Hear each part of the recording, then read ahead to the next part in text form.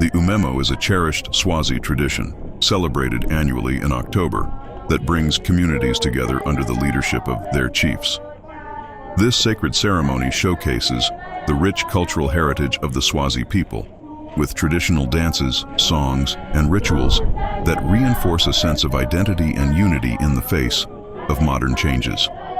It is not just a celebration of the past, but a bridge to the future, preserving the customs that define Swazi life while fostering a sense of community.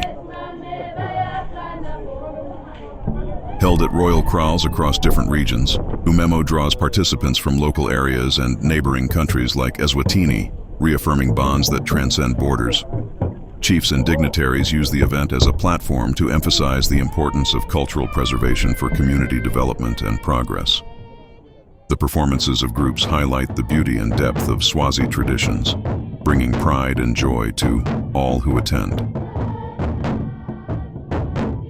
In addition to celebrating cultural pride, Ummemo strengthens the relationship between traditional leaders and government authorities, ensuring that progress and service delivery align with the values that have been passed down through generations.